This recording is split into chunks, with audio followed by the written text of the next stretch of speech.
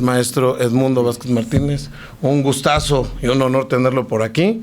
Voy a leer un poquito de su reseña. El maestro Edmundo Vázquez Martínez es licenciado en Derecho por la Universidad Nacional Autónoma de México, maestro en Derecho por la Universidad igual Autónoma de México. El maestro comenzó su carrera profesional desempeñándose como abogado postulante de manera individual y colaboró con múltiples despachos. Posteriormente, colaboró con el área del Departamento Jurídico del Fonacot en la categoría de abogado AA. También se ha desempeñado como en el área del servicio público en el Tribunal Superior de Justicia de la Ciudad de México, en donde ha prestado servicio en diversos cargos a través de su carrera judicial. Se ha desempeñado como secretario proyectista, juez de primera instancia y magistrado por Ministerio de Ley en diversos juzgados y salas respectivamente. Actualmente se desempeña como el titular del Juzgado 47º de lo Civil de la Ciudad de México. Maestro, muchísimo gusto en tenerlo por aquí y que vaya, le cedo el micrófono, maestro. Muchas gracias, Carlos. Gracias. Primero que nada, agradecer la invitación del maestro Carlos García, que nos permite estar aquí hoy con ustedes. Y conocer la universidad, es la primera vez que yo vengo aquí a la universidad. Veo que es un campus muy grande y bonito además, ¿no? Entonces me permite conocer esta universidad. Estar en una universidad siempre es grato. Ver caras jóvenes de alumnos de licenciatura que están aprendiendo, que están tomando sus primeros pasos para la carrera jurídica, siempre es bonito. Yo di clases en la Facultad de Derecho a nivel licenciatura un tiempo, y estar en la universidad y en la licenciatura tiene dos cosas muy buenas. Primero, universidad quiere decir, o viene del latín universitas, que quiere decir universo. En su universidad entiendo yo que tienen cabida todas las ideas, todas las posturas. Están sujetas a debate, obviamente, ¿no? Lo que yo hoy les vengo a platicar, pues también es una postura, parte de mi formación, que últimamente ya ha sido en el Poder Judicial local de la Ciudad de México, y que pues es un punto de vista respecto de la teoría del caso que tengo yo. Es una visión a lo mejor viciada desde el punto de vista del juzgador, pero también creo que como litigante, que también fui, tengo la posibilidad de ver los dos puntos de vista, tanto del litigante como del juzgador. De hecho, creo que todos los juzgadores debimos de haber sido litigantes en algún momento para poder entender al abogado que viene a plantearnos un asunto y toda la problemática que ello conlleva, ¿no? Desde que pues están buscando prestar un servicio a cambio de unos honorarios, de que todo urge, de que todo tiene que salir muy bien, y también pues desde el punto de vista del órgano jurisdiccional, en donde pues tenemos una carga de trabajo bastante importante y que pues tenemos que darle salida a todos los asuntos y prestar el servicio de la mejor manera posible, ¿no? Entonces, lo bonito de la universidad es esto, ¿no? Que yo hoy les vengo a plantear una postura, una visión de la teoría del caso desde el órgano jurisdiccional, con algunos matices de litigante que todavía tengo, ¿eh? Disfruto mucho del derecho procesal, he platicado aquí con el abogado temas procesales, y creo que la visión no es tan sesgada, creo que es una posición ecléctica entre la del litigante y la del juzgador, ¿no? Entonces, pues yo estoy muy contento de estar aquí con ustedes. Vamos a platicar de un tema que, a la par de muchas otras cosas que están cambiando, pues el tema procesal, el tema de los litigios, de los juicios, de las vías, de los procedimientos, pues está cambiando. Decía yo hace un momento que platicar al nivel licenciatura es muy bonito, porque ustedes son como una esponja.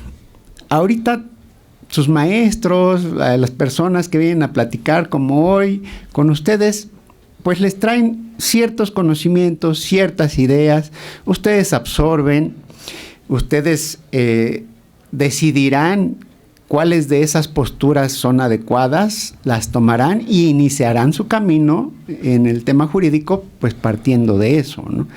Entonces, ustedes como jóvenes tienen otra cualidad, que es la adaptación al cambio.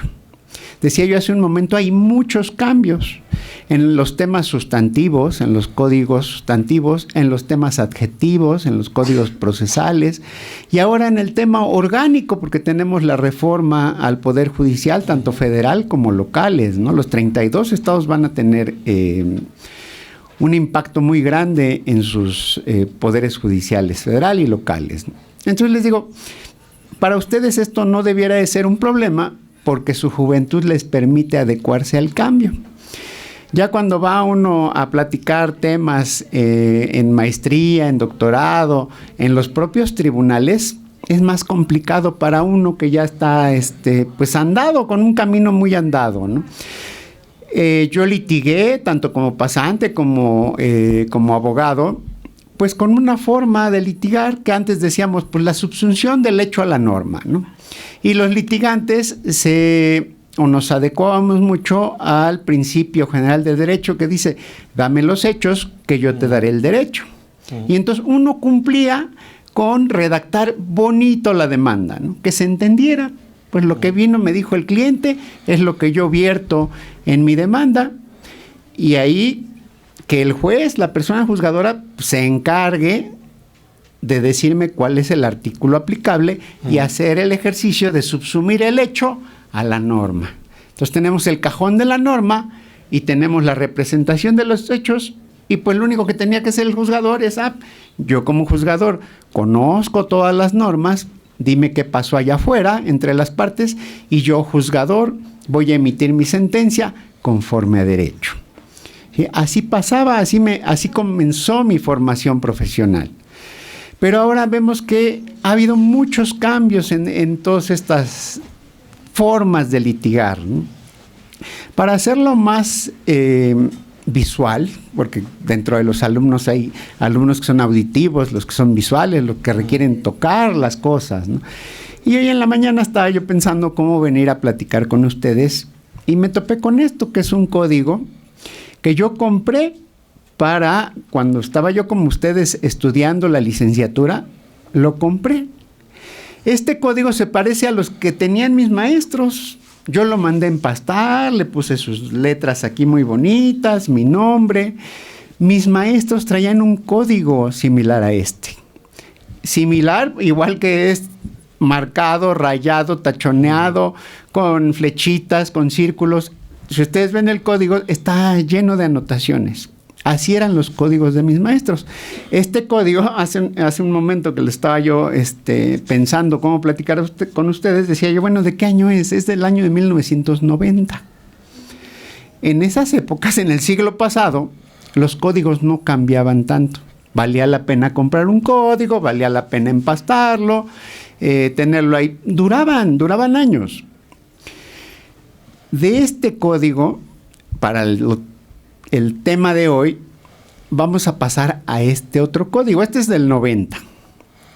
Este código es el último código físico en papel que yo compré cuando en el último examen de ratificación que yo tuve como juez, cuando ya me convertí en inamovible, hasta que llegó la reforma, que ya no voy a ser inamovible.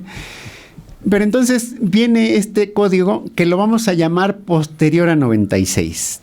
Este es antes de 96.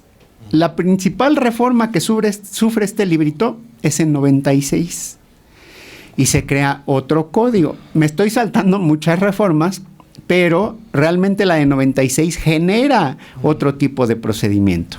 Y para efectos prácticos vamos a decir que este es el de la reforma de 96. Y ahora tenemos pues el Código Nacional de Procedimientos Civiles y Familiares. Entonces tenemos 3 códigos vigentes, los 3. En mi juzgado tenemos asuntos que todavía se tramitan sin las reformas de 96. Tenemos la mayoría de los juicios, estos son los excepcionales, la mayoría de los juicios se tramitan con este código posterior a 1996. Este código también es vigente porque entró en vigor a partir del día siguiente de su publicación en el Diario Oficial, que requiere de una declaración de entrada en vigor tanto en lo federal como en los 32 estados de la República. Es otra cosa, pero vigente ya es, ¿no?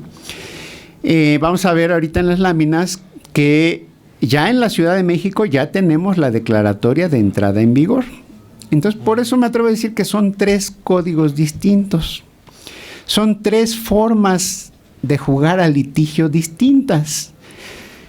Y si me apuran un poquito más, con este Código Nacional la vamos a dividir en la charla a 2 formas distintas con el mismo código. Esto es, con un juez que se ganó su plaza de juez con una persona juzgadora, después de un procedimiento de selección. Ese es un tipo de juez. Y ya vamos a jugar con este código. Pero a partir de junio del año que viene, la mitad de los juzgadores van a ser electos por voto popular y directo. Ese es otro tipo de juez. No sé si mejor o peor, pero es otro tipo de juez. Y es indudable que va a ser otro tipo de juez, porque ese no pasa por ningún procedimiento de selección. Ese pasa por pues el tema de popularidad. Antes pasa por una tómbola, ¿no? Porque pues cada plaza se va a llenar con los candidatos que propongan el Poder Ejecutivo, el Poder Legislativo y el Poder Judicial.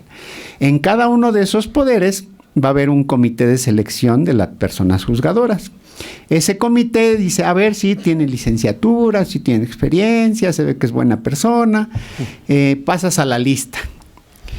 Pero esa lista pasa a diputados y senadores, si es el Poder Legislativo, pasa al Consejo de la Judicatura, si es Poder Judicial, y pasa a Jefatura de Gobierno o a Presidencia de la República, si es Legislativo Federal o local. Se palomea por la verdadera lista, sale de ahí, no del comité de selección. Esa lista pasa a una tómbola, que le llaman insaculación, para no decir que es una tómbola, que no es una rifa, y de ahí la suerte dirá quiénes pasan a la boleta electoral y quiénes no. Por eso me atrevo a decir que es otro tipo de juez que va a aplicar este código. Entonces, en lo que resta del año y la primera mitad del año que viene, tenemos un tipo de juez con 3 códigos. Después de iniciando la segunda mitad del año, vamos a tener 2 tipos de jueces con este código. Y entonces, la forma de litigar, entiendo yo, que tiene que variar, porque el litigante lo que busca es convencer al juzgador, a la persona juzgadora. La función primordial del litigante es convencer. Para yo convencer a alguien, necesito saber quién es la persona a la que me estoy dirigiendo, quién es mi auditorio. Ahora, con los alegatos de apertura y de cierre que están previstos en este código, ustedes tendrán que adecuar su lenguaje a el auditorio que les toque en ese momento. Entonces será bueno que ustedes digan, a ver, ¿este es un juez técnico o este es un juez práctico, electo por voto popular? Porque vamos a ver también hoy que la argumentación va a cambiar. O sea, su teoría del caso lleva una parte de argumentación. Teoría del caso no es sinónimo de demanda ni de contestación, ni de alegato de apertura ni de alegato de cierre. La teoría del caso es una forma de trabajo, es un método. Con este código no hay método de trabajo. Les digo, basta que el litigante nos cuente el chisme de lo que pasó con su cliente. Muchos de los procedimientos que tramitamos con este código y con este código a veces se alentan porque no hay ni siquiera un acercamiento del litigante con su contraparte. Tan es así que a veces acompañan al actuario a la diligencia de emplazamiento y resulta que no es el domicilio. Entonces, ¿dónde estuvo la investigación? O sea, ¿dónde estuvo la chamba del litigante más allá de estar en su computadora y dice, pues mi cliente me dijo esto, he hecho 1, he hecho 2, los pongo cronológicamente, ahí medio que se entiendan y presentan la demanda? No hay un método de trabajo con este código. Tampoco lo hay con este otro. Pero se matiza porque en 2011 se modificó trascendentalmente. En 2011, con la reforma en materia de derechos humanos, ahí sí, ya hay que argumentar un poquito más. Acá nada más vienen y me platican el chisme. Acá me pueden argumentar utilizando horizontalmente los derechos humanos, tratados internacionales. Y si bien es cierto, no hay un método de trabajo aquí, sí hay ya pues una obligación del litigante de tener muy en clara las cosas en cuanto a que aquí se interpreta a la norma casi a rajatabla. O sea, ¿qué dice el código? Lo que diga el código, ¿no? En este no. En este de 2000, posterior a 2011, aquí sí, bueno, ¿qué dice el código y qué dice el tratado internacional? ¿Cuáles son los estándares internacionales? Aquí sí ya hay un poquito de más trabajo para el litigante, sea actor, sea demandado. En aquí sí ya hay un método de trabajo. Hay 2 artículos, uno para civil, otro para familiar, que nos dice que debe ser visible su teoría del caso. Y la teoría del caso, les repito, no es sinónimo de demanda ni de contestación. Teoría del caso es una forma de trabajar que les va a servir a ustedes inclusive para conciliar el asunto antes de ingresar su demanda. Y esto ya es una obligación, creo que la primera obligación del litigante cuando empieza a construir su teoría del caso, porque empieza a ver sus fortalezas, sus debilidades, va a ir a hacer una investigación. Si es un tema, por ejemplo, de responsabilidad civil, pues tiene que ir a donde sucedieron los hechos, a donde se causó el daño. Si una persona dice que lo atropellaron en cierta calle, pues el litigante tendrá que ir a esa calle, ver cuántos carriles son, hay semáforo, no hay semáforo, a qué hora fue el accidente, hay alumbrado, no hay alumbrado, hay cámaras, a lo mejor hay un OXXO, me puede prestar su grabación de ese día y esa hora.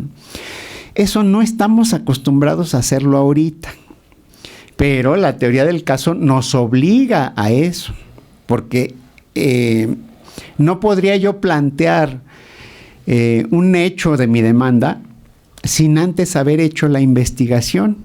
Porque ahora con este código no vengo a platicar el chisme. Acá decíamos, pues, ¿qué te dijo tu cliente? Pues me dijo que esto, que aquello. Acá no. Acá parte de la base de que va a haber un litigio estratégico, viendo qué es lo que voy a presentarle al juez para convencerlo y que me dé la razón. En realidad es decirle al juez, mira, siéntate aquí donde estoy yo, ve los hechos a través de las pruebas y dame la razón, porque esta es la mejor historia. Eso es la teoría del caso. Vamos a iniciar con la presentación. Toda persona juzgadora tiene un problema, y es que tenemos 2 partes en la mayoría de los supuestos, ¿no? Tenemos al actor y tenemos al demandado. Entonces hay un conflicto permanente, siempre hay un conflicto atrás de los juicios. En los procedimientos no, pero en los juicios sí. Por ejemplo, una jurisdicción voluntaria pues no tiene controversia, es un procedimiento, no es un juicio. Pero cuando estamos hablando de juicios, siempre hay una parte que reclama y otra parte que se resiste. Y entonces estamos en pugna siempre. Entonces, ¿a quién le vamos a creer? Es el primer problema de la persona juzgadora. Siguiente problema es, ¿me voy con el derecho positivo y la legalidad o me voy con un tema ideal de justicia? Decíamos, acá lo que diga el librito, ¿no? Acá con la reforma de 2011 pues ya nos da mayor posibilidad atendiendo a los derechos humanos. Y entonces ya no es solo la letra de la ley. Puedo irme a la interpretación de la norma partiendo de principios que estén en la Constitución o que estén en un tratado internacional. Y entonces ya no es la legalidad, ¿no? Pudiera yo apartarme, inclusive como juzgador del orden común, puede uno dejar de aplicar un artículo.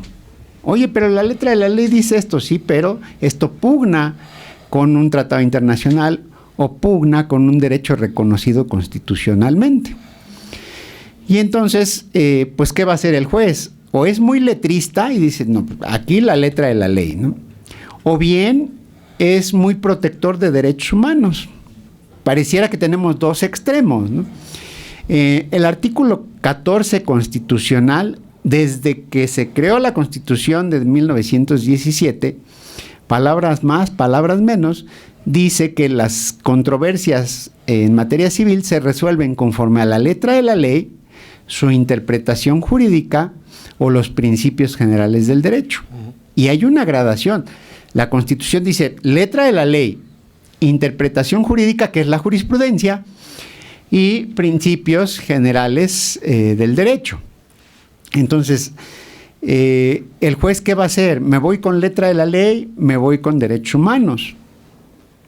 Partiendo de que hay dos extremos. En medio puede haber muchas formas de actuar, ¿no? Lo ecléctico, que dice, bueno, pues sí, aplico letra de la ley, pero también tratados internacionales, pues también se vale, ¿no? Pero para dejarlo claro, tenemos como que dos extremos: letra de la ley o derechos humanos, ¿sí? Hay una vertiente más, decíamos, tenemos dos cuando menos, que se está generando actualmente por temas políticos. Traigo aquí unos ejemplos de las reformas que se están generando actualmente y que van a cambiar la interpretación. Decíamos, ese juez electo por voto popular tendrá que aplicar no solo letra de la ley, no solo tratados internacionales en materia de derechos humanos, no solo control constitucional, sino también principios que ya no van a estar muy claros. Y para muestra dicen que un botón, ¿no? Vámonos más o menos por fechas. El 2 de septiembre de este año sale una reforma a la Constitución local de la Ciudad de México, en donde se le quita al artículo tercero el reconocimiento a la propiedad privada. Se expresamente dicen, ya no va a decir ahí que se reconoce la propiedad privada. Lo vamos a remitir al artículo 27 de la Constitución Federal. Y hasta ahorita aparentemente pues no pasa nada, porque el artículo 27 sí reconoce la propiedad privada.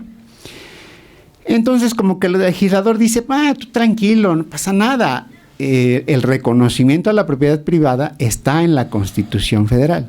Yo le diría al legislador, ¿y entonces para qué le mueves? Ahora muy fácilmente pueden modificar la Constitución Federal. Entonces como que ahí hay un foco rojo que me está anunciando que van caminando hacia cierto lado, ¿no? De lo contrario, no habría necesidad de haber modificado la Constitución local. Luego viene una reforma 4 días después, 6 de septiembre de este año, en donde se adhesiona un párrafo segundo al artículo 35 también de la Constitución Política de la Ciudad de México. Este párrafo no existía y se los leo. Habla de la función judicial. Esto que no existía y que ahora ya tenemos, dice, aunado a lo anterior, en la función jurisdiccional se privilegiarán los principios de igualdad sustantiva, justicia restaurativa y justicia redistributiva, y los fines de la justicia social, a fin de que respecto de los elementos no esenciales del procedimiento impere un sistema auténtico que garantice y favorezca la tutela efectiva sin dilaciones indebidas de los derechos humanos, especialmente de grupos sociales y personas que se encuentren en situaciones de pobreza, exclusión, marginación, desigualdad, discriminación o desventaja social. Concretamente, ¿qué quiere decir este párrafo? No sé. Son principios muy por encima de todo. Es como cuando dicen, primero los pobres. Pues sí, ¿quién va a decir que no? Primero los pobres, yo suscribo, o sea, vamos juntos. Justicia social, salvaguardar los intereses de los pobres, ahora ya es letra de la Constitución local. ¿Qué va a hacer el juez electo por voto popular? Pues aquí hay una llave para abrir una puerta muy peligrosa, en donde dice, estos principios están por encima de cualquier ley. Y entonces yo puedo resolver atendiendo a estos principios superiores, que son pues lo que interprete el juez, porque concretamente no hay aquí una definición de qué es justicia social o quién es pobre. Me voy a ir al INEGI para que determine cuánto tiene que ganar una persona para considerarse pobre, o el juez va a decir pues pobrecito demandado. No lo vamos a lanzar porque está rentando una casa, pero no tiene para pagar. Entonces, pobrecito demandado, no vamos a lanzarlo. Este Código Nacional trae una cantidad de trabas impresionantes para la ejecución de las sentencias, ¿no? O sea, algo que no se justifica, pero empieza a cobrar sentido cuando vemos, este es un primer paso, y luego doy otro pequeño pasito, y luego doy otro pequeño pasito de hacia dónde van las cosas. Luego viene pues la reforma al Poder Judicial, este es del 15 de septiembre. El 20 de septiembre se publica una reforma a la ley orgánica al reglamento del Congreso de la Ciudad de México. El año pasado, el 26 de enero del año pasado, se había hecho una modificación a este mismo artículo. Se los leo por lo interesante y por lo revelador de hacia dónde van las cosas. El párrafo modificado el año pasado dice: para la entrada en vigor de las reformas y adiciones a la presente ley y su reglamento, no será necesario que la persona titular de la jefatura de gobierno realice su promulgación, ni podrán ser objeto de veto u observaciones. En todos los casos deberán ser publicadas sin mayor dilación en la Gaceta Oficial para su difusión posterior a su aprobación. ¿Qué quiere decir esto? Nadie me puede cuestionar. Yo soy el poder supremo. No estoy sujeto a que nadie revise lo que yo hago. Y este año le adicionan un párrafo más y dice: la falta de publicación en la Gaceta Oficial no será impedimento para su entrada en vigor. El cerebro hace esto, ¿no? A ver, el proceso legislativo, una de sus etapas, pues es promulgarlo, ¿no? Aquí dice que no se requiere. Entonces yo, Congreso local, puedo hacer las cosas aquí, debajo de la mesa, en lo oscurito, y no enterarse el ciudadano. Es un derecho del ciudadano ver cuáles son las reformas que se están haciendo a cualquier ley. Partimos de la base de que pues, no todos los ciudadanos, los abogados sí acostumbramos a leer la Gaceta o el Diario Oficial, pero bueno, se presume que pues publicado es obligatorio. Aquí dice que es obligatorio aunque no se publique. O sea, poder legislativo hace lo que quiera, ¿no? En la reforma constitucional al Poder Judicial, el 11º transitorio dice: para la interpretación y aplicación de este decreto, los órganos del Estado y toda autoridad jurisdiccional deberán atenderse a su literalidad y no habrá lugar a interpretaciones análogas o extensivas que pretendan inaplicar, suspender, modificar o hacer nugatorios sus términos o su vigencia, ya sea de manera total o parcial. O sea, una ley que no admite interpretación. O sea, la ley está escrita en idioma español, es un lenguaje. Todo lenguaje por naturaleza admite interpretación. Y cuando se creó el Código Napoleónico por ahí de 1804, Decían, el código es tan perfecto que el juez lo único que tiene que hacer es la subsunción del hecho a la norma. Ahí nació la doctrina de la subsunción del hecho a la norma, porque el legislador dijo, es tan perfecto, somos tan buenos legisladores, que el código no requiere interpretación, y entonces el juez pues tampoco requiere gran conocimiento, más que lo que dice la ley, no requiere experiencia, no requiere sensibilidad. Eso llevó a pues muchos problemas, ¿no? De ahí, por ejemplo, de 1804 podemos brincar cronológicamente a la Alemania, primero la Alemania antes de Hitler, en donde los jueces empezaron a decir, no, a ver, la letra de la ley pues, es una cosa, pero en realidad quien interpreta la norma soy yo. ¿Por qué? Porque yo decido quién va a tener la razón, y en realidad lo que importa es mi voluntad. Como persona juzgadora, yo decido. Llega Adolfo Hitler al poder y los jueces, las personas juzgadoras, dicen, no, pues hay que quedar bien con el Führer, ¿no? Y entonces se convirtió eso en una locura, en donde el juez podía como había crímenes con los judíos, podía sentenciar a un judío a muerte por un delito que no merecía más que pena privativa de libertad. O sea, ¿cómo un juez va a condenar a un ser humano a muerte cuando la ley dice que no es la condena? Pero entonces los jueces dicen, no, a ver, aquí mis chicharrones truenan. Ahí fue la persona juzgadora la que dice, yo soy la ley prácticamente. Bueno, al grado que el secretario de Justicia del Führer, de Adolfo Hitler, le dice, espérense, o sea, ¿cómo?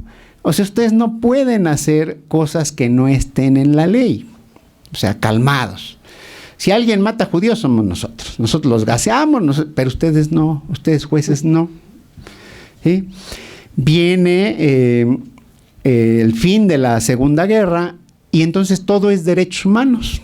¿Sí? Ya hay una horizontalidad de los derechos humanos. ¿Sí? Ya la forma de juzgar cambia completamente. Y entonces ya empezamos, ya no es letra de la ley, ya es derecho humano. Aquí a México nos llega muy tardíamente. Estamos hablando de la mitad del siglo pasado. Y la reforma constitucional en materia de derechos humanos en México es de 2011. Entonces, tardamos mucho en aplicar esa forma de concebir las leyes, de interpretarlas. Pero estábamos en eso. Ahora el legislador, argumentando una mayoría, una voluntad popular, dice, a mí nadie me viene a interpretar. Yo soy perfecto. Ahora el legislador, decíamos, allá era el juez, ¿no? Allá con el Führer era el juez es el perfecto. Acá dicen, no, el legislador es el perfecto. No admitimos ninguna interpretación. Y entonces el juez electo popularmente, vamos a ver ahorita cómo va a comprender esa teoría del caso. Que ahí va a estar lo interesante, ¿no? Ya vimos lo de los modelos jurídicos para juzgar. Esencialmente tenemos dos. Un modelo tradicional, generado en la época de la Ilustración, hablábamos un poquito del Código Napoleónico, basado en el constitucionalismo y en el Estado de Derecho, la letra de la ley.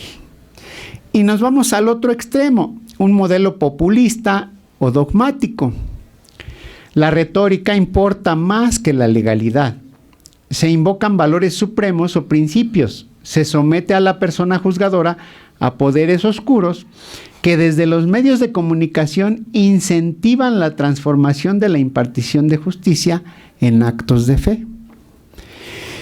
Ahora, por ejemplo, la reforma que se hizo a la Constitución local para aquel tema de la justicia social y esto, si ustedes ven la iniciativa de reforma, se genera por dos casos en materia penal, en donde dice, no, juez malo, dejaste salir a el imputado y pues están en libertad y eso no se vale, a ver, ven, te voy a dar un manazo.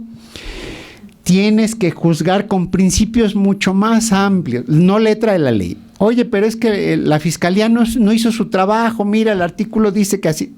No importa. O sea, lo que haga la fiscalía es una cosa, pero lo que interesa al pueblo bueno y sabio es otra cosa. Y entonces tú tienes que estar con el pueblo bueno y sabio. Decíamos, desde los medios de comunicación, ¿qué va a decir la gente si un imputado lo dejamos salir porque no estuvo bien hecha la investigación? No, pues la gente se va a enojar con nosotros, ¿no? Oye, pero pues hay formalidades del procedimiento, hay formas de hacer las cosas, se le intervino ilegalmente una comunicación. No importa. Vamos a aplicar estos principios superiores que están por encima. Y entonces vámonos a lo populista. ¿Qué nos genera popularidad? Que esté el imputado dentro, que lo tengamos aquí con unas esposas, o que se vaya a su casa y que lleve su juicio desde su casa, y cuando salga la sentencia pues veremos si es culpable o inocente. ¿Qué es lo que nos conviene más? No, pues que el pueblo bueno y sabio pues nos aplauda, ¿no? Entonces, no, pues manténlo allá adentro. Oye, pero manténlo allá adentro. ¿Cómo? Con estos principios superiores. Entonces nos vamos al populismo.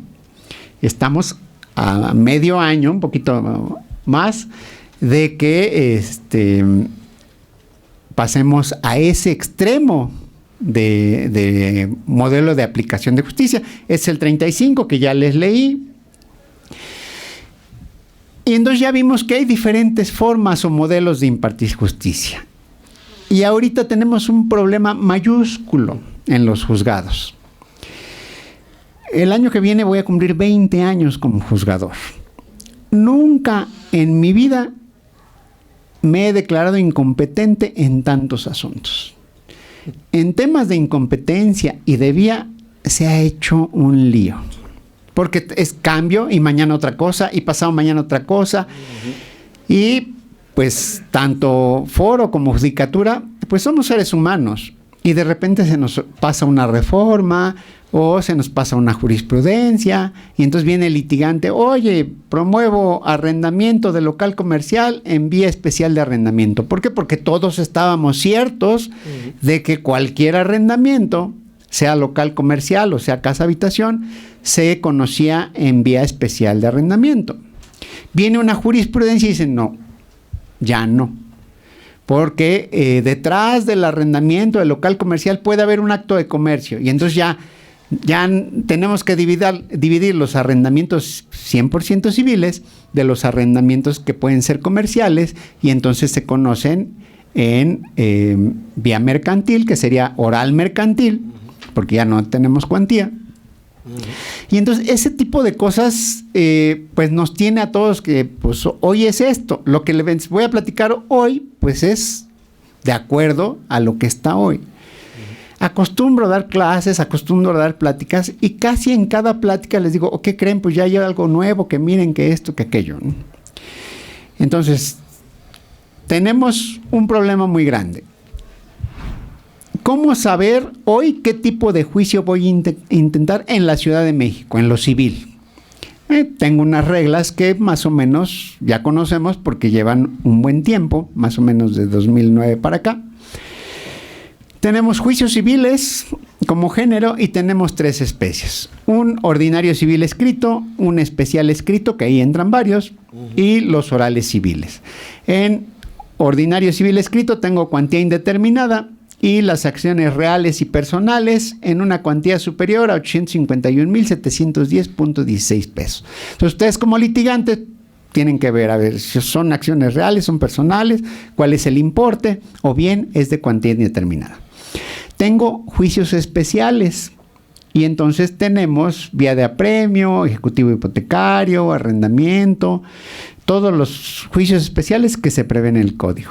Y tengo oral civil y en esos conocemos acciones reales y personales de 1 centavo hasta 851,710.15. Y más o menos ahí hay cierta claridad. Vamos a ver qué tanta claridad hay en el Código Nacional de Procedimientos Civiles. Ahí tengo 3 tipos de procesos y de juicios. En esta tablita van a encontrar los que tienen litis y los que no tienen litis. Tenemos los orales, 100% orales. Tenemos los escritos, a los que se les van a aplicar los principios del juicio oral. Y los mixtos, que tienen una fijación de litis escrita y un sistema de audiencias orales. Entonces tenemos 3 tipos de juicio.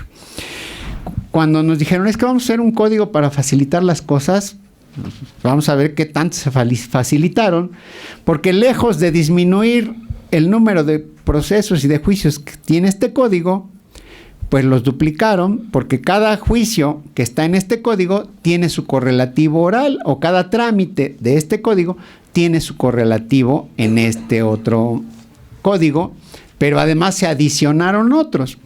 Por ejemplo, los que dice el código, que son 100% orales, es el proceso oral sumario, que no puede ser 100% oral. Por más que el código diga que es oral, pues requerimos de un expediente que integre constancias, porque ese juicio es apelable.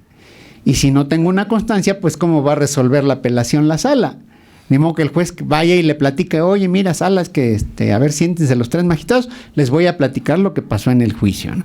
Debe haber un registro. Entonces, no es 100% oral. No es como el juicio salomónico, aquel bíblico, en donde decía, a ver, vengan las partes, platíquenme, aquí sentencio y aquí ejecuto. Pero el legislador en la iniciativa dice que este es 100% oral. Y dice que no va a haber expediente. Repito, ¿cómo no va a haber expediente si es apelable? O sea, es ilógico, ¿no? Ese procedimiento está copiado del Código de Puebla, pero está mal copiado, ¿no? Entonces tenemos ese que es oral. Tenemos un procedimiento que es designación de apoyos extraordinarios, que ese también puede ser en forma sumaria. Entonces tiene 2 formas de trámite la designación de apoyos extraordinarios. Es todo lo que hay 100% oral. A la par tenemos los procedimientos escritos. No hay oralidad, no hay sistema de audiencias orales en estos procedimientos. Y ahí entran los actos prejudiciales en materia civil, en los que tenemos medios preparatorios a juicio en general, medios preparatorios a juicio ejecutivo civil, preparación de juicio arbitral, de las preliminares de consignación. Tenemos también las medidas cautelares, que son providencias y medidas de aseguramiento. Medidas de aseguramiento, que es algo que trajeron del Código Federal, ahora ya es aplicable también para los procedimientos locales. Y tenemos los procedimientos no contenciosos, y ahí entran jurisdicción voluntaria, pei deslinde, designación de apoyos extraordinarios. Entonces, eso es escrito. Y tenemos una tercera columna, que son los procedimientos mixtos, fijación de litis escrita y un sistema de audiencias orales. Y ahí tenemos los juicios orales civiles, y entran el juicio ordinario civil oral, el ejecutivo civil oral, tercerías, especial hipotecario oral, especial de arrendamiento inmobiliario oral, especial de inmatriculación judicial oral, juicio arbitral y ejecución de laudos. Y tenemos el concurso de acreedores, que es un juicio nuevo para el tema de personas que caen, personas físicas que tienen mayor número de deudas que su patrimonio. Y las acciones colectivas, que esas estaban en el Código Federal, pero ya están mejor reguladas en el Código Nacional. Lo que hicieron fue jalar algunas jurisprudencias y entonces ya quedaron mejor reguladas en el Código Nacional, pero esos son mixtos. Está la acción difusa, la acción colectiva en sentido estricto, la acción individual homogénea. Entonces tenemos muchos juicios, pero los podemos dividir cuando menos en 3. Ahora decíamos, y en la Ciudad de México ya hay una declaratoria de entrada en vigor de todos esos procedimientos. Y calendarizaron, porque dijeron, no, es que si entramos todos al unísono, se va a hacer un lío, ¿no? Entonces vamos a calendarizar, unos entran primero, unos entran después. ¿Cómo quedó el tema? 1 de diciembre de este año, estamos a mediados de octubre más o menos. En diciembre de este año entran en vigor el juicio especial hipotecario oral, el especial hipotecario oral, el de arrendamiento inmobiliario oral, así como los procedimientos preparatorios, recursos y medios de defensa. Entonces, la lámina anterior, 2 láminas antes, que les decía yo, cómo van a elegir su juicio, pues en unos días, no llega a los 2 meses, en unos días ya va a cambiar. Y entonces tendrán que tomar en cuenta esto que les puse en rojo, porque es la primera fecha que va a impactar a la lámina, que están 2 láminas anteriores. Entonces lo que ven en esa lámina hoy se aplica. En mes y medio ya no. En 1 de junio de 2025 entran en vigor jurisdicción voluntaria en todas sus modalidades, providencias precautorias, ejecutivo civil oral, así como todos los procedimientos preparatorios, recursos y medios de defensa relacionados con estos procedimientos. El 15 de noviembre de 2025 entra todo lo demás. Dice juicio ordinario civil, vía de apremio y su ejecución, los demás procedimientos y juicios faltantes. El legislador dice, lo que se me haya olvidado, ahí entra en vigor, ¿no? 15 de noviembre de 2025. Así como sus procedimientos preparatorios, recursos y medios de defensa. Y también entra en vigor la aplicación supletoria del Código Nacional en asuntos de extinción de dominio, Código de Comercio hasta el 15 de noviembre de 2025, y demás leyes especiales mercantiles o civiles aplicables en la Ciudad de México. Entonces ahí en noviembre de 2025, ahí entra en vigor todo. Lo que no había entrado el 1 de diciembre de este año, ni el 1 de junio del año que viene, en noviembre del 25 entra en vigor todo. Y falta que los legisladores, tanto federales como locales, hagan el empate de este código con todas las legislaciones que hay, porque este código dice una cosa y otras leyes ordinarias, tanto federales como locales, dicen otra cosa. Entonces todo eso falta y también se va a modificar. Las fechas para lo familiar son las mismas, cambian los procedimientos, pero las fechas son las mismas. Vamos a la siguiente lámina, que es el cuarto transitorio del decreto de entrada en vigor de este código. Dice, los procedimientos en trámite, los que estén con este código, seguirán su sustanciación con la legislación vigente al momento de su inicio. O sea, lo que ya está en juego, lo que ya estamos manejando, se queda con este código. Dice, salvo que las partes conjuntamente opten por la regulación del Código Nacional de Procedimientos Civiles. Se va a poder dar el caso que yo ya esté tramitando un juicio y que actor y demandado digan, no, ahora quiero que se apliquen las disposiciones de este código. Tendrá que haber, no sé, me imagino una regularización del procedimiento, porque, por ejemplo, este código, los escritos fijatorios de la litis van con pruebas y este no. Entonces, si las partes me dicen, oye, yo quiero ir con este, pues vamos a arreglar el procedimiento para que pueda ser aplicable este otro código, pero ahí está la posibilidad. Dice, no procede la acumulación de procesos civiles y familiares cuando alguno de ellos esté tramitado conforme al Código Nacional de Procedimientos Civiles y Familiares y otro conforme a un código abrogado. O sea, no vamos a poder mezclar códigos. Es que este ya estaba iniciado y este está iniciando apenas, no los vamos a poder empatar esos procedimientos, no son acumulables, ¿no? Vamos a la siguiente. Entonces, todo esto, que son 3 códigos, que va a haber elecciones de personas juzgadores, me está generando tipos de personas juzgadoras en lo que resta del año y en lo sucesivo. ¿Sí? Entonces, acá tengo un problema ya. Pero en quién decide también va a tener un problema, porque yo, litigante, persona litigante, tengo que ver quién es el que va a decidir. Tenemos esencialmente 3 tipos de personas juzgadoras en la lámina. El juez actual, que se ganó su lugar mediante un concurso de oposición y que está aplicando actualmente este código sin derechos humanos, y este código con la reforma constitucional en materia de derechos humanos de 2011. Pero es una persona que comúnmente conocemos, ¿no? Hasta junio del año que viene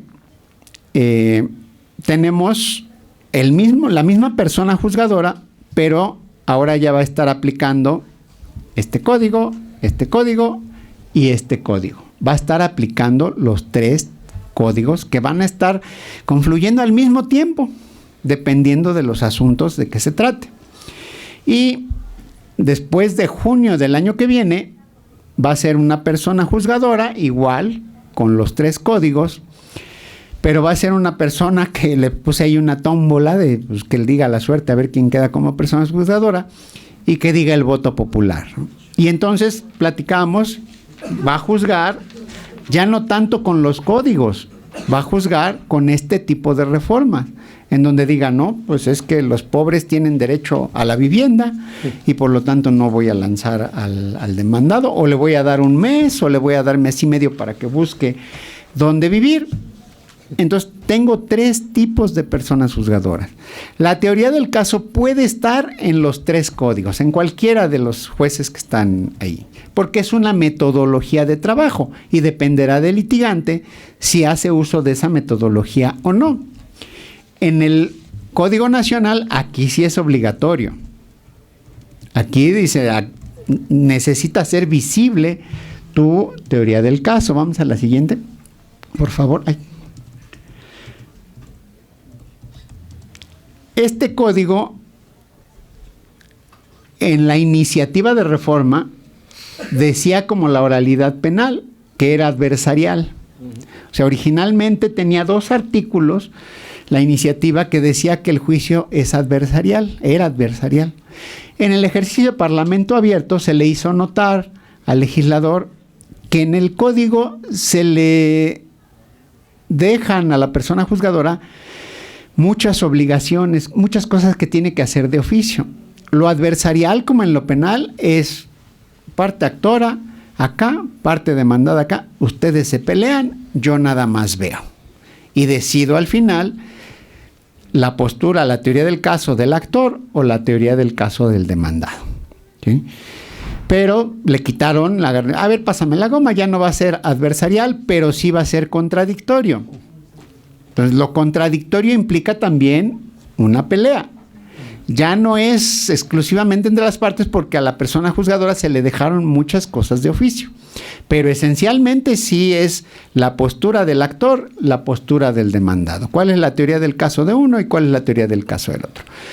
El juez no elige una tercera postura. El actor dice una cosa, el demandado dice otra cosa. El juez no puede decir una tercera postura. No, el juez no lleva su propia teoría del caso. Atendiendo al principio de contradicción, tiene que elegir entre la teoría del caso del actor y la teoría del caso del demandado. A veces hay sentencias en donde el juez dice, no, pues yo voy por mi propio camino, ¿no? Actor dice por acá, demandado dice por acá, pues el juez dice por allá, ¿no? Cuando yo platico con los proyectistas, cuando doy cursos de capacitación para proyectistas, les digo, es que ustedes no pueden sacar una postura por allá que nadie dijo. Esto es lo que dice el actor y lo que dice el demandado. Esa es la litis, porque así se cierra la litis. Si el juez saca una postura adicional, una tercera postura, pues quedan en indefensión tanto actor como demandado. A lo mejor alguno resulta beneficiado, pero no pudo decir nada respecto de esa postura que nunca la tuvo en su mente y nunca la tuvo visible porque fue de la contraria. No era de la contraria. El juez saca una tercera opción y dice, no vamos ni con melón ni con sandía, yo voy con la manzana, ¿no? El principio de contradicción todavía lo limita más a la persona juzgadora. Nos va a limitar todavía más a decir, no puede sacar una tercera opción. O sea, si de por sí ya no era válido, pues con el Código Nacional menos válido sería que la persona juzgadora diga, no, pues yo decido que es por allá. Entonces, eso es el principio de contradicción. Decíamos, ahora se va a juzgar en base a principios, ya no en la letra de la ley. Este código tiene 17 principios rectores del juicio civil y familiar, 17. Este código y el Código de Comercio tienen 7, que es el bloque duro de la oralidad. O sea, ¿qué se requiere para que un juicio sea oral? En este no. Le sumaron 10 principios. Los principios son pues las luces que se le dan al juzgador. Es decir, lo que no esté en la ley lo resuelves como si tú fueras el legislador. O sea, ¿qué hubiera hecho el legislador en este supuesto que no está en el código? Para eso sirve un principio. Pero si le metes 17 principios al código, ahora los capacitadores que nos están capacitando en el tribunal para implementar este código, han llegado a decir, no se contaminen con el código, juzguen con principios. Y dicen, a ver, espérame, esto no es contaminación, esto es lo que dice la ley. Y esto da reglas claras al actor y al demandado y al propio juez, ¿no? Para que no vaya a haber una responsabilidad civil más adelante. O sea, reglas claras, pues estamos seguros todos, ¿no? Actor, demandado, juzgador, pues todos estamos ciertos de por qué se está emitiendo una sentencia en un sentido o en otro. Pero si juzgamos conforme a principios que están aquí o principios que están en estas reformas que se están generando ahorita, pues entonces ya no va a haber certeza. Y entonces la persona juzgadora electa va a tener manga ancha y decir, no, pues yo no me contamino. Lo que diga el código, pues que diga misa. Yo necesito quedar bien con el electorado, porque a mí a lo mejor se me acercaron sindicatos para decirme que pues van a votar por mí, una gran empresa que tiene muchos empleados, y entonces el juzgador no va a querer quedar mal con sus votantes. ¿Sí? Si el sindicalismo viene y se acerca con la persona juzgadora, dice, a ver, yo te aseguro que mis 1000 agremiados van a votar por ti. Bueno, pero tú te comprometes ahorita a que el día de mañana que uno de mis agremiados tenga un problema, pues tú nos vas a ayudar. A lo mejor el juicio no lo llevas tú, pero tú nos vas a ayudar, ¿eh? Porque si no, ya no vamos a votar por ti y entonces ya se te acaba tu periodo, pues tan se acabó y ya, ¿no? Entonces, ese es el problema de juzgar con principios, en donde ya no hay claridad, no hay reglas claras para nadie. ¿Qué es lo que se va a hacer? Pues lo que más convenga a la opinión pública. ¿Sí? Vamos a la siguiente, por favor. Va a seguir manteniéndose para ustedes litigantes la necesidad de plantear una teoría del caso. En el artículo 10, el Código Nacional dice, la acción procede en juicio aun cuando no se exprese su nombre o se manifieste equivocadamente, siempre que se determine con claridad la prestación que se exija de la parte demandada y el título o causa de la acción. Eso también dice este código, ¿no? Pero de una interpretación que se hace de los demás artículos, dicen, bueno, pero ponle ahí un piquito en los procedimientos, en los juicios civiles y en los familiares. Y entonces tenemos el 466 y el 678.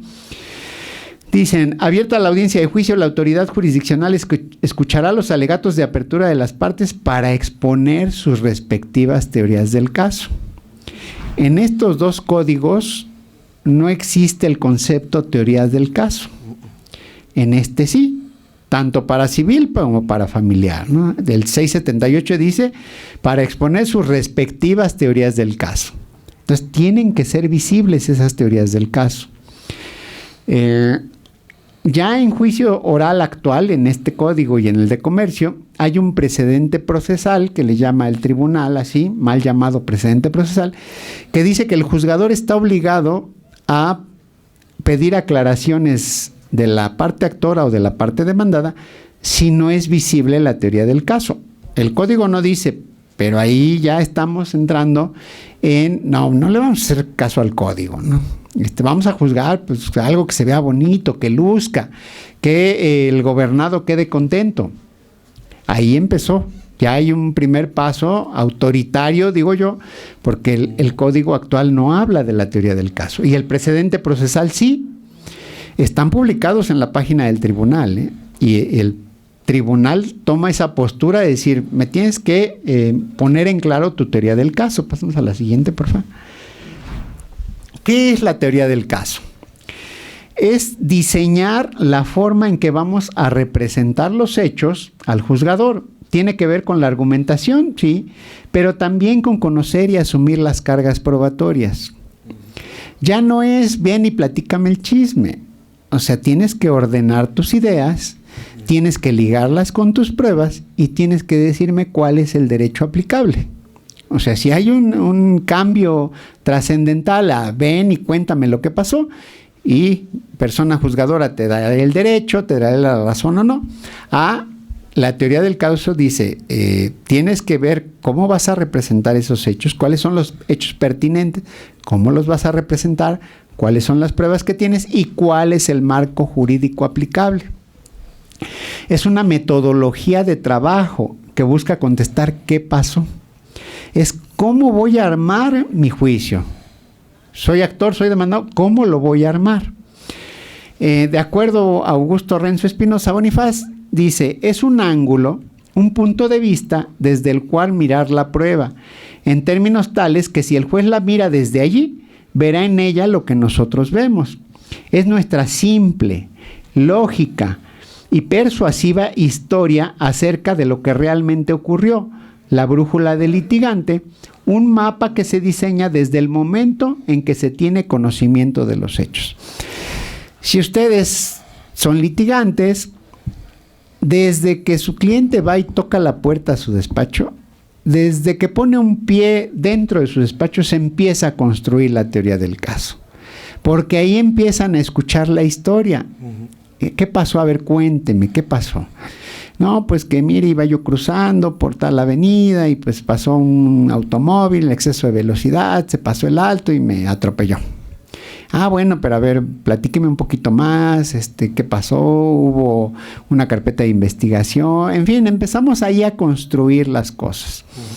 Ustedes como litigantes van a desarrollar la sensibilidad de saber si les están diciendo la verdad o no. Que es un problema, hace rato platicaba yo de los problemas del juzgador, pero el litigante también tiene problema, ¿sí? ¿Por qué? Porque a veces el que es menos apapachador con el litigante es su propio cliente. El cliente nos oculta las cosas, nos dice lo que le conviene, no nos dice aquello que le perjudica. Entonces, desde que el cliente entra en su despacho, ahí se empieza a construir su teoría del caso y vamos a ir desmenuzando esto, ¿no? Una definición de la teoría del caso de la Corte, ahí está la tesis, el registro digital. Dice, la idea del caso es la idea central o conjunto de hechos sobre los que versará la participación de cada parte, a efecto de explicarlos y determinar su relevancia, dotándolos de consistencia argumentativa para establecer la hipótesis procesal que pretende demostrarse y que sustentará la decisión del juzgador, la cual deberá vincularse con los datos aportados para desvirtuar aquellos en que se apoyen las afirmaciones de su contraparte, de manera que la intervención de las partes procesales puede resumirse en presentación, argumentación y demostración. Para la Corte, eso es la teoría del caso. Se parece a las definiciones que en doctrina pues vimos anteriormente, ¿no? ¿Cuál es la utilidad de usar este método de trabajo? Primero, ordenar y clasificar información. Decíamos, de lo que me dice el cliente, qué es verdadero y qué es falso. ¿A qué le voy a dar mayor peso? ¿Dónde tengo mis fortalezas? ¿Qué pruebas tengo ya? ¿Qué pruebas tengo que construir dentro del procedimiento? A lo mejor con el apoyo de la autoridad. Pero entonces ya sé qué es lo que tengo sobre la mesa en ese momento. Esto me va a ayudar primero para la toma de decisiones para la conciliación. Si mi asunto no es tan fuerte, dijeran por ahí, si no tengo los pelos de la burra en la mano, pues no sé de qué color son. Entonces, ¿me voy a meter realmente a un juicio a ver qué sale? No, pues mejor lo concilio, ¿no? Mejor nos vamos por una conciliación, porque en sentencia a lo mejor me va peor de lo que estoy ahorita, ¿no? Entonces, esto de tener ya el bagaje, el arsenal que voy a presentar en juicio, lo tengo, pero todavía ni siquiera redacto la demanda, todavía no voy con la persona juzgadora a decirle, mira, quiero una sentencia para esto, ¿no? O sea, ya sé cuál es mi arsenal. Si me conviene entrar al juicio o no. En los nuevos juzgados que se van a abrir a partir del 1 de diciembre de este año, según mis cálculos, en un año van a tener una carga de trabajo al triple de lo que tiene un juzgado oral actual. Uh-huh. Entonces, si triplicamos la carga de trabajo de un juzgado actual, pues véngase a su audiencia dentro de mes y medio o de 2 meses. En la materia penal, tardan meses, hasta medio año en fijar una audiencia. Materia penal, y gente allá dentro del reclusorio, privado de su libertad, que no ha sido declarado culpable. ¿Sí? 6 meses para para señalar una audiencia de juicio en materia penal. En materia laboral, 3 meses para que se admita su demanda y se les fije una fecha de audiencia. 3 meses. El trabajador vive de su salario. O sea, no puede esperar 3 meses para que inicie su juicio. Actualmente los juzgados orales civiles y mercantiles todavía respetan los términos para la fijación de las audiencias. Pero si les triplicamos el trabajo, pues vamos a estar como en la materia penal, en la familiar, que también ya es un lío obtener una fecha de audiencia. Es más, para un acuerdo tardan 2 semanas o más, para que salga un acuerdo de autorización o de pruebas, o sea, 15 días para que se les acuerde su escrito. La materia civil no tiene actualmente ese problema, pero lo va a tener. Entonces, tengo que conciliar forzosamente como litigante, necesito conciliar la mayoría de mis asuntos, porque si no, me voy a tardar. Si ahorita los juicios son tardados, pues imagínense cuando se triplique la carga de trabajo de un juzgado. Entonces, me va a servir para conciliación. Me va a servir para participar en la conducción del juicio. No es que el juicio camine solito, ¿no? Sí va a caminar solo, porque muchas de las actuaciones son inclusive de oficio. Pero si lo dejo caminar solito, pues el juez va por acá, la contraparte va por allá, y pues yo no sé ni por dónde voy. Debo de participar en la conducción del juicio, porque yo de inicio sé a dónde quiero llegar. Y para llegar a esa esquina del auditorio, pues la línea recta es la distancia más corta. Si dejo que el juicio vaya zigzagueando, pues no es la distancia más corta y no sé si voy a llegar a esa esquina del auditorio a donde yo quiero llegar. Entonces tengo que participar en la conducción del juicio. Siguiente utilidad, seleccionar pruebas. ¿Cuáles de todas las pruebas que tengo son las idóneas para mi juicio? Y esto tiene una utilidad muy grande porque aquellos juicios que son con un sistema de audiencias orales, pues la audiencia oral es complicada tanto para la persona juzgadora como para la persona litigante, porque ahí es todo a bote pronto. ¿Sí?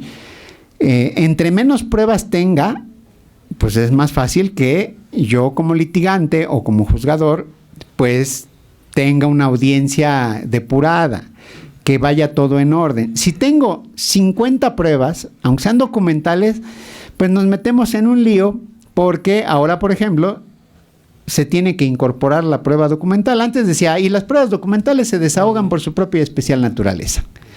Ahora no, si son 50 pruebas documentales, documental 1, por favor, litigante, dígame, ¿qué es lo que pretende usted acreditar con este documento? No, pues mire, son 100 hojas. No, pues mire, vamos a la página 1, luego a la 10, ok. Documental número 2, señor litigante, dígame qué es lo que quiere que yo vea de esta documental.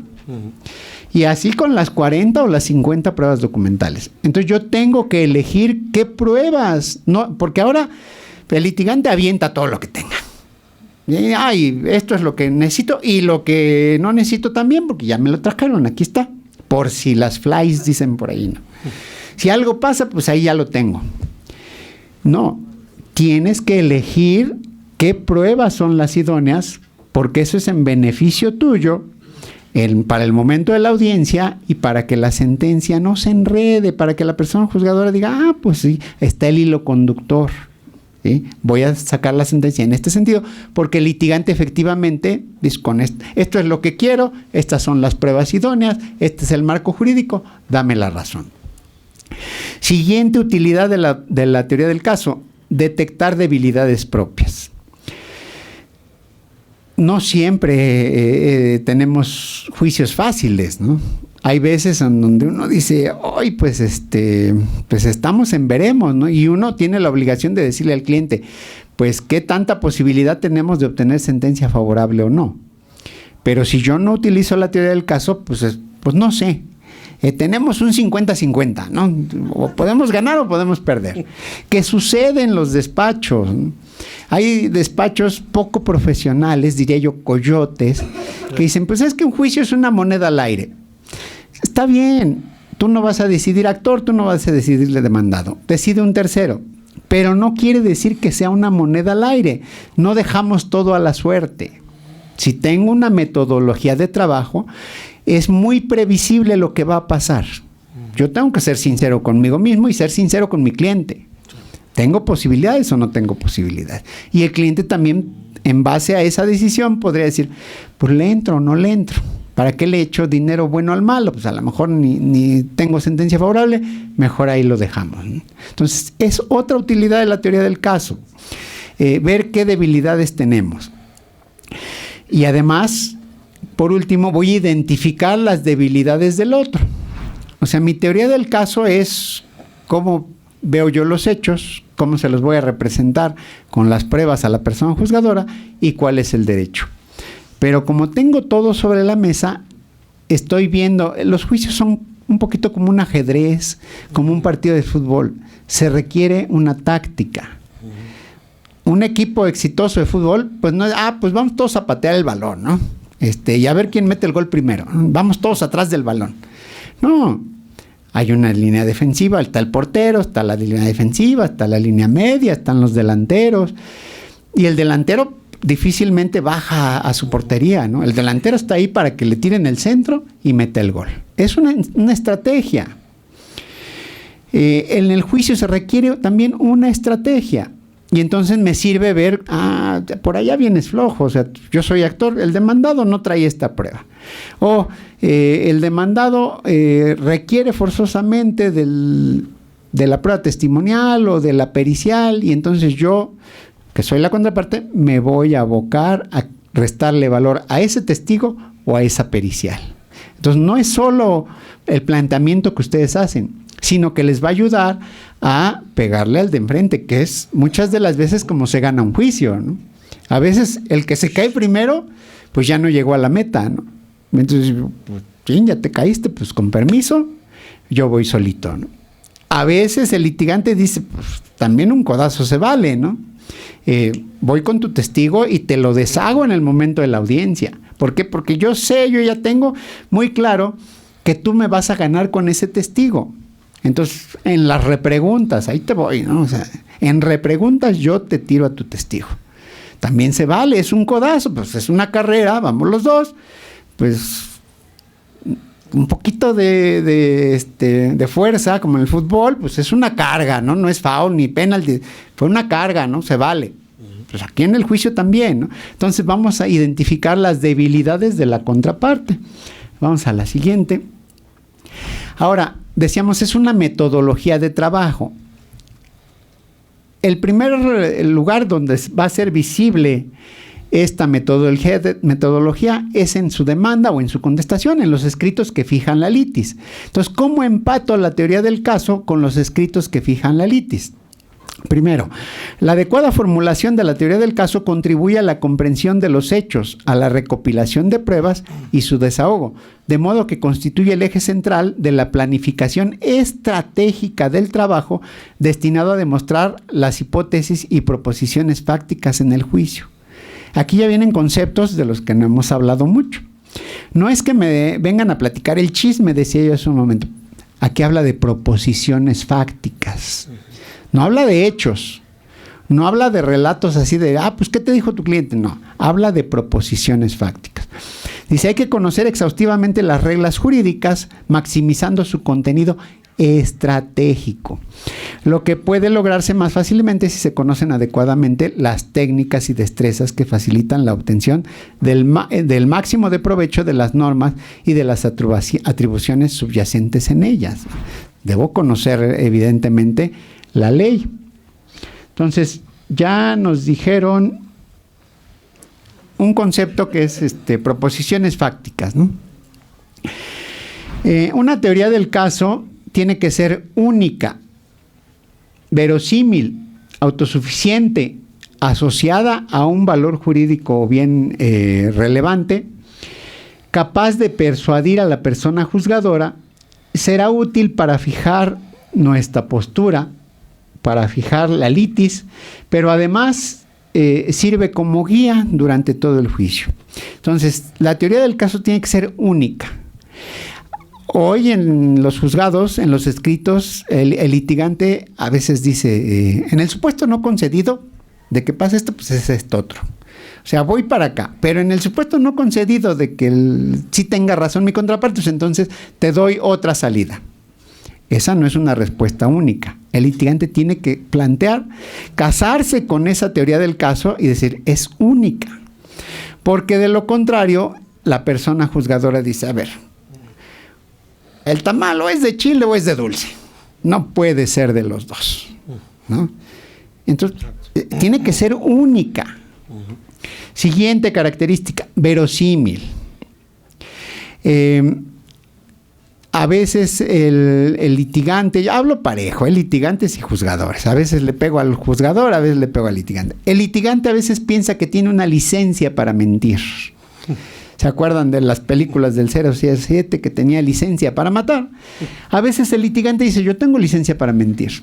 Y entonces la demanda o la contestación no se parece en nada a lo que ocurrió realmente allá afuera. Y acaba no siendo verosímil. Si las mentiras, se ve que son mentiras en muchos de los casos. Hay que decir cosas que son coherentes. Si yo digo que arrojo este código hacia arriba, pues lo más seguro es que sí siga una trayectoria y en cierto momento va a tener que bajar. Eso es lo verosímil. ¿Por qué? Porque hay una ley de atracción hacia el centro de la Tierra. Si yo en mi teoría del caso digo, es que aventó el código e infinitamente se fue hasta arriba, pues no es verosímil. O sea, no te voy a creer. Ya de ahí, desde que leí tu demanda, ya no te voy a creer. Entonces ya el juez, ya la persona juzgadora, ya trae algo de prejuzgado, decir, no te creo, no es verosímil. Aunque me traigas pruebas, no te voy a creer, ¿no? Siguiente, autosuficiente. Tienen que depender de ustedes mismos, de la investigación del trabajo que ya realizaron. Si ustedes dependen de que alguien más les traiga la prueba, pues ya es un problema, ¿no? Porque puede ser que no se las traiga, ¿no? Si no tengo un documento que obra en un archivo oficial, por ejemplo, pues hay la posibilidad de que le pida el auxilio a la autoridad para que le pida la expedición de la copia o para que nos ayude a que acuda el personal del juzgado a ver el documento. Pero eso no quiere decir que no sea autosuficiente, ¿no? O sea, hay los medios legales para llegarse a esa prueba. Pero si dependo de alguien más, entonces ya mi teoría del caso es muy probable que se caiga en algún momento. Y además dice la lámina, asociada a un valor o bien jurídicamente relevante.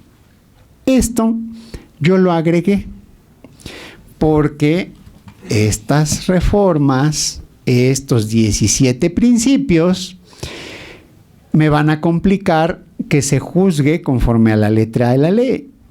Entonces, ¿qué me conviene más como litigante? Decir, pero mira, por el derecho de acceso a la justicia, por el derecho a la vivienda, por el derecho, el interés superior del menor.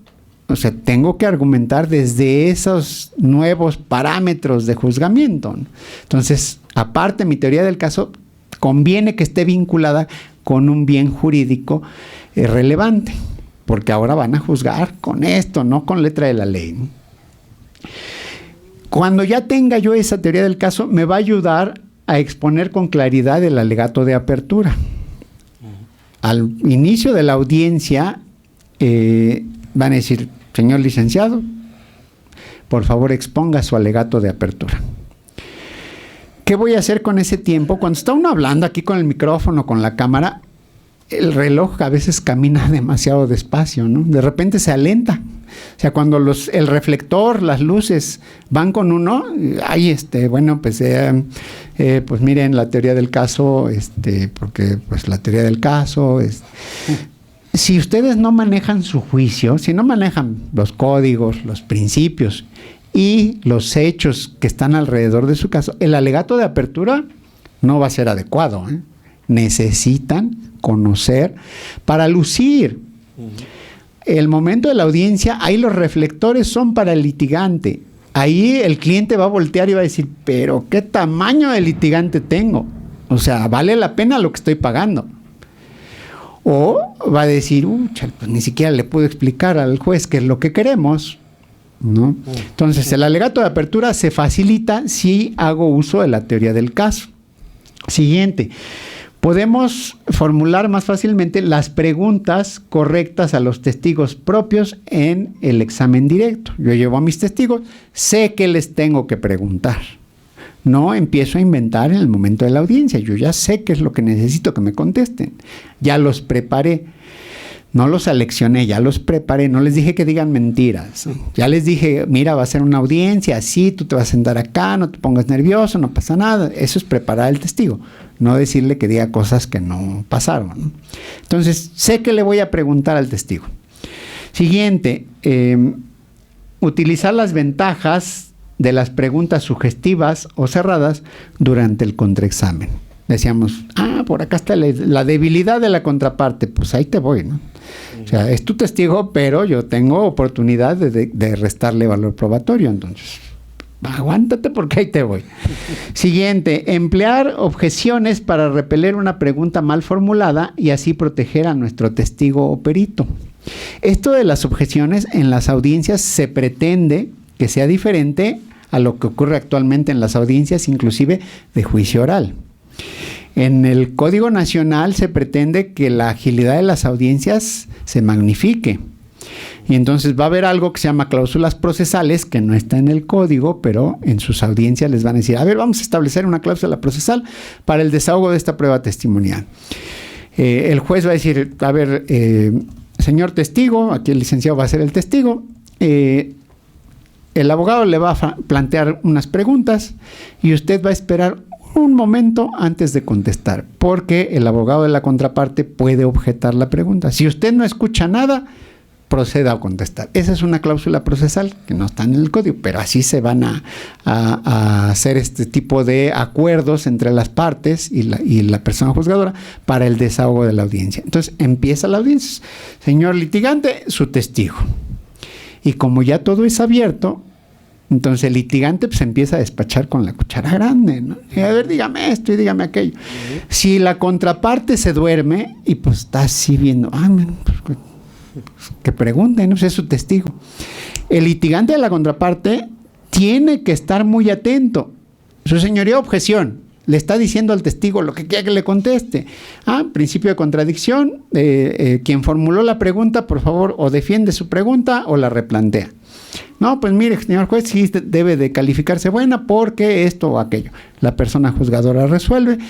Testigo conteste o no conteste, dependiendo de lo que resuelva el juez. A la siguiente. Pregunta, objeción, pregunta, objeción. ¿Sí? Entonces, si no estamos a las vivas en el momento de la audiencia y no tenemos claro nuestra teoría del caso, pues entonces yo no voy a saber cómo objetar. Y si por lucirme con mi cliente hago una mala pregunta, pues puede ser que le perfeccione la prueba a mi contraparte y entonces pues mejor me quedo calladito, ¿no? O sea, si no sé qué es lo que necesito preguntar, mejor calladito me veo más bonito. Pero si sé qué es lo que voy a preguntar, entonces ahí destruyo el valor probatorio de las pruebas de mi contraparte, ¿no? ¿Por qué está ligada la teoría del caso a los escritos fijatorios de la litis? Primero es de donde nace nuestra teoría del caso, es de donde nace nuestra demanda y nuestra contestación. De las distintas proposiciones fácticas o afirmaciones de hechos que logran satisfacer de modo directo o indirecto los elementos de la teoría jurídica, o sea, los elementos de la acción que se intenta acreditar o de la teoría jurídica de la defensa. los escritos que fijan la litis tienen que estar relacionados con su alegato de apertura. Decía yo hace un momento, el reloj corre distinto cuando todo el mundo nos está viendo. En audiencia, todo el mundo voltea, pues a ver qué dice, ¿no? Si hago un alegato de apertura distinto de lo que dije en mi demanda o en mi contestación o en mi desahogo de vista con las excepciones, mi teoría del caso ya se viene abajo, porque el juez va a tener más fresco lo que se dijo en audiencia que lo que se dijo en la demanda o en la contestación. Pero ahí habría que ver a qué le voy a dar mayor valor. En mi perspectiva, la litis ya se cerró. No podría en alegato de apertura venir a decir algo que no dije en la etapa de fijación de la litis. Entonces, por eso es útil este tema, ¿no? Esto se convierte en un tema de relatos. Relato de la parte actora, relato de la parte demandada. Y el juez tiene que elegir, decíamos, nomás tiene dos opciones: teoría del caso del actor, teoría del caso del demandado. Y durante todo el juicio esas teorías del caso se van peleando. Decíamos, esto es como una carrera, ¿no? Y pues quien se mantiene en su carril, quien va corriendo constantemente, es el que va a ganar la carrera. Sí, está muy bien planteada la teoría del caso en la demanda, pero en el desahogo de las pruebas se cae, ya no tenemos posibilidades de obtener sentencia favorable, ¿no? ¿Qué debemos hacer para tener una teoría del caso adecuada? Primero, debemos dejar de lado la abstracción de lo normativo. Y este tipo de reformas me lo va a permitir con mayor posibilidades, ¿no? La norma es muy fría, pero como esto es oral, esto es en audiencia, si yo adecuo mi lenguaje al auditorio que me está escuchando, si tengo el manejo de la ley, si tengo el manejo de los hechos, el manejo de las pruebas, entonces voy a tener un resultado favorable, ¿sí? Entonces, necesitamos adecuar todas estas cosas para que los relatos sean adecuados. Los elementos de la teoría del caso, ya vamos muy avanzados, ya casi terminamos. Elementos fácticos, elementos probatorios y elementos normativos. Decíamos, antes era la subsunción del hecho a la norma. Estos son los hechos, esta es la norma. Ahora tenemos las pruebas. Siguen siendo hechos, siguen siendo normas, pero ahora juegan un papel muy importante las pruebas que tengamos para acreditar nuestras proposiciones fácticas. Teoría del caso y los hechos. Ya no son hechos, ahora son proposiciones fácticas.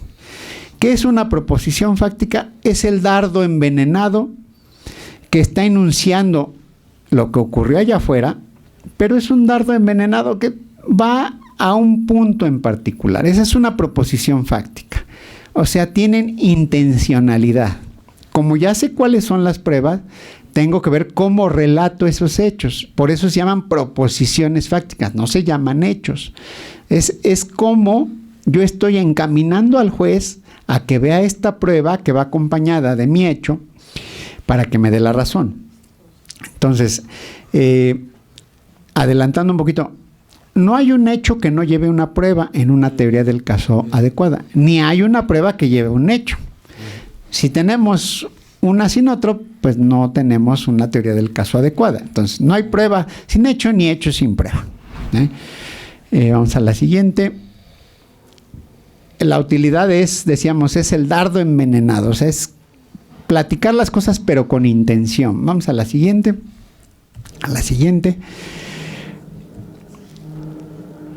Como ya identifiqué mi proposición fáctica, entonces ya sé qué prueba requiero. O sea, si yo estoy diciendo que lo que ocurrió es esto, ¿cómo se lo voy a acreditar a la persona juzgadora? Entonces, ¿qué prueba? ¿Con qué prueba voy a enganchar esa proposición fáctica? Tienen que ir enganchadas las proposiciones fácticas con los medios de prueba. Decíamos, si uno va por acá y el otro por acá, olvídense, ahí ya no tenemos algo adecuado.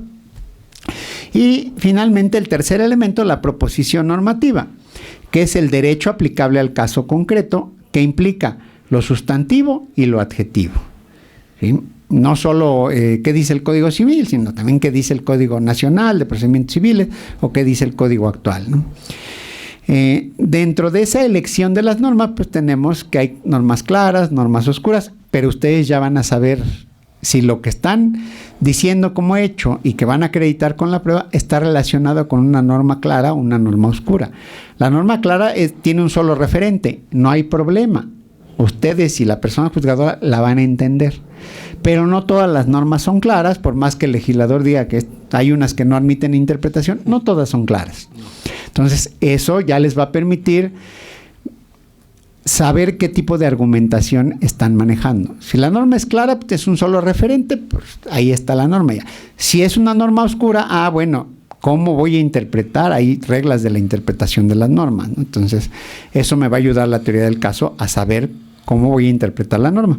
Una vez identificado el derecho, desmenuzar el contenido para ver si es susceptible de acreditarse con las pruebas. Las pruebas las puedo clasificar para mi teoría del caso y entonces tendré pruebas afirmativas, de refutación, explicativas, de credibilidad, persuasivo-emotivas, directas o indiciarias. Como yo voy a poder clasificar mi prueba en cada una de estas, digo, este hecho va ligada con una prueba indiciaria. Como es indiciaria, requiere de un perfeccionamiento. O bien, es una prueba de refutación. Entonces, esta prueba va aquí, no va acá. Entonces, es útil clasificar las pruebas. Vamos a la siguiente. ¿Qué me permite la teoría del caso? Realizar un análisis estratégico del caso. No es lo que estamos acostumbrados a hacer hoy, es una estrategia. Ordenar y clasificar la información del caso, hacer la subsunción de los hechos a la norma, lo cual servirá para defender la tesis, determinar qué es lo que esperamos de la investigación, seleccionar la evidencia relevante, detectar debilidades propias y detectar las debilidades de la contraparte. Ya para concluir, es una metodología de trabajo, se los he dicho desde que llegué aquí. ¿Cómo hago esa metodología de trabajo? Sí les digo, hagan una investigación, hagan proposiciones fácticas, enganchense esas proposiciones fácticas con una prueba, viertan el derecho aplicable al caso concreto, pero válidamente ustedes me podrían decir, pues suena bonito, pero ¿y cómo le hago? Para desarrollar una teoría del caso se utiliza una tabla con 4 columnas.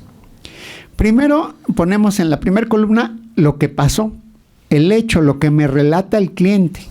Ahí se pone. En este caso es un ejemplo de un caso de responsabilidad civil objetiva. Entonces, viene el cliente y me dice, Carlos resultó dañado físicamente por un atropellamiento. Eso es lo que ocurrió. La proposición fáctica, que les repito, ese es el dardo envenenado, es a dónde quiero llegar.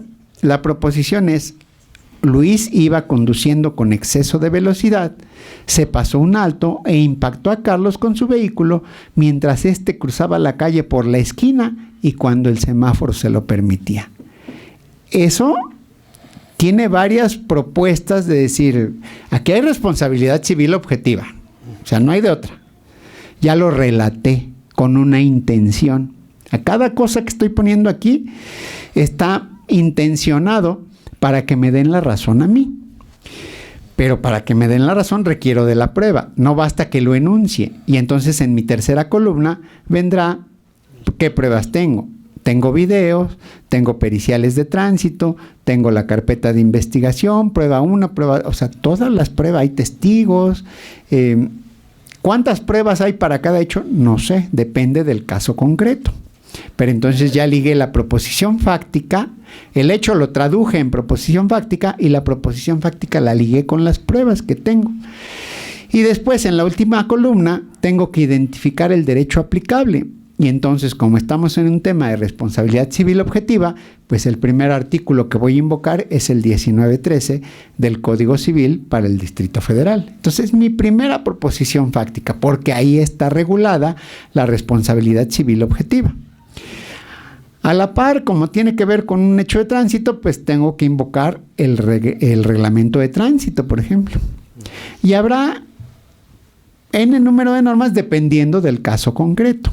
Pero entonces ahí está traducido lo que ocurre allá afuera, lo tengo que traducir en estas columnas y de ahí sale su teoría del caso. Ya, ahora sí, me siento en mi despacho a redactar mi demanda o a redactar mi contestación. Ya va ligado cada una cosa con otra. Proposición fáctica, con teoría probatoria y con proposiciones normativas. Ya las tengo. Se decanta la teoría del caso, se decanta su demanda y su contestación. Entonces ya está bien estructurada. Esa es la teoría del caso.